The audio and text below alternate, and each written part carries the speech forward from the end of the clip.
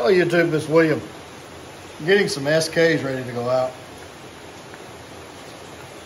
WC SKs.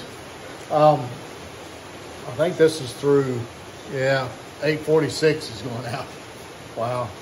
846 of these little bad boys. Tell you what,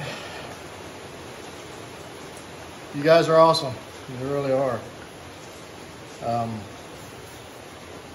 It's just unbelievable for a little old one-man knife shop. But anyway, I got to thinking about R&D on blades when I was doing this, and just thought maybe I'd give you a candid knife maker's thoughts on what knife reviews have become on YouTube. And don't get me wrong, I mean, this shop owes a lot to YouTube and the publicity that it's gotten over YouTube, and it's still getting from YouTube. I mean, there's all kinds of people who have shared their thoughts on SKs, and for the most part, they get it. They understand the philosophy behind a WC knife. Some don't, but that's all right. Hopefully they'll keep using it and figure it out. But anyway, I thought maybe I'd just share what I think about the basic standards of what knife reviews are on YouTube. The main thing that is I want to stress is whatever they do to the knife, you don't see the longevity of that for the most part. Now, and a lot of times they're saying they're testing for bad steel. Well, in today's day and age, unless it's from somebody that is unknown, then the steel is going to be fine. The heat treat's going to be fine. It may be softer than what you want, or it may be harder than what you want, but the heat treat is going to be where they say it's going to be. So, you know, to show something on YouTube to prove that the knife is what it's supposed to be is really, just makes good video. It's really what it is. And you get to see the knife in action, which is cool. That's good. When we were testing this R&D for this WCSK, and there's a full playlist on the SK and the R&D of it. There was 3 of us, me, Blackie Thomas, and the late Dan Lutz. We went through different designs, and as I tweaked the design from feedback from these guys, then they tested it in the field, and it became what it is today. But anyway, we put it through some very durable paces. Now, when you watch these videos, understand that if there is a bad heat treat or some bad steel or some improper heat treat, the knife failure is going to happen immediately, okay? Bad steel is bad steel. And again, unless it came from somebody that's completely unknown, that doesn't have a reputation to stand behind their knife, then 99.999% of the time, the heat treat's going to be what they say it is. It's going to be either in the 50 ranges or in some of the new later steels in the 60s. So, you know, hard for the most part, rule of thumb, there's, you know, harder it is, the more brittle it's going to be and less flexible it's going to be.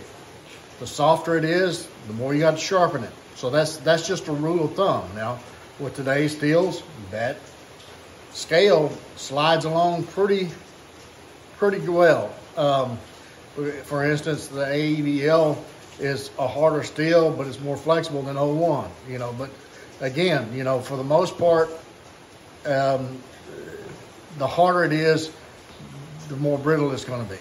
All right. The softer it is, the more flexible it's going to be, as a rule of thumb. All right. So, but what you're seeing on YouTube is I wouldn't even say the capability of the knife. It's just showing that knife in use. That's pretty much what it is. It doesn't show you the capabilities or the faults of that knife. The feather sticks and all this other stuff, it does show you if it can feather a stick. I mean, knives, for the most part, will feather a stick unless the geometry is completely wrong. When I say geometry, I'm talking about the edge geometry, because when you're talking about whittling on a stick, and I don't have a stick with me, but if the angle is too obtuse, then your edge, in order for your cutting edge to contact that material, it's going to have to be at a very drastic angle, and it's just going to drive the edge into that material. It's not going to feather very well. And when you lay it over on its side, then it's going to hit this apex here, and the edge is not going to contact the material if you lay it down too much. So edge angle, feathers does show that for the most part. It'll show you whether that geometry on that edge will allow you to do feathers. Now, you may want a knife that doesn't do feathers. You may want a knife that has a very robust edge, so that doesn't matter. So anyway, but as far as the durability and of that knife, YouTube videos doesn't show you that. It doesn't show you the longevity of it. It doesn't show you how much abuse that knife can take. And that's what it is, folks. It is abuse. Knives were never meant, because of the Rockwells and for edge durability and all this other stuff, knives were not meant for beating on. Now, there are tools that's designed for that, but a knife in general is not designed to be beat on. Now, there's different grades of beating on. So, you know, just take that with a grain of salt, because there's vibrations, harmonics, and a lot of things that goes into that steel as you're beating on it that is going to find a weak spot and create a fissure, and over time, fissure will work through the blade. There's knives that's been used and abused for years, and then finally, one day it just says, I've had it. I've had all I can take. That doesn't mean it's a bad knife. It just means that it reached its failure point. So when you're seeing all these videos, just think about this. All you're seeing is a skill level of that guy that is using it, or woman, and it doesn't take into account the time factor, the duration of that knife, and whether it's abused every day or if it's abused once every 5 years or whatever. But so take that with a grain of salt. Enjoy the knife reviews on YouTube, because I do. I get tickled at some of them. You can tell some of them have never had a knife in their hand very much. But anyway, there's some good ones on there. But at least you see the knife in action and you get an idea of what's out on the market. And that's all well and good. That's great. But as far as the durability and the capabilities of a knife, then it depends on your skill level.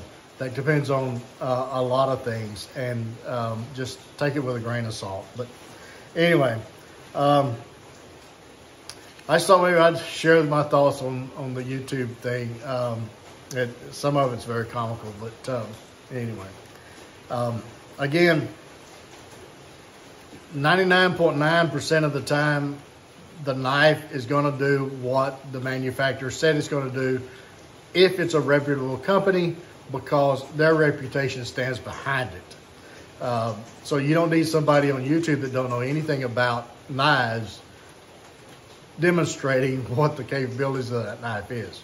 Okay, so you know, a lot of times they don't understand the aspects of a knife. There are strengths and weaknesses in every design, every steel, every grind. So you have to do a little research on your own. Sometimes you have to put it in your hand and try it. And sometimes what was good yesterday is not good enough today because your knowledge has increased. That's another thing. So as we get smarter and learn more, our needs and our wants change. A lot of times we buy with our eyes and find out that sometimes our lives lie to us a little bit. And so that knife is thrown in a drawer, and we go to the next one. So we're hunting that unicorn. That's what I'm doing. That's the reason I go through so many designs, is that unicorn is out there, I'm sure. But anyway, you guys have a good one. I've rambled enough. Wish each and every one of you a fantastic 2024. Hope that it is the best years of your life. And thank each and every one of you. You guys are just fantabulous. Couldn't do this without you. And until the next one, get the backyard whittle on a stick. Be sure to take a child with you to get the opportunity. Don't forget those plenty of band-aids and lots of knives. And we'll catch you again very soon.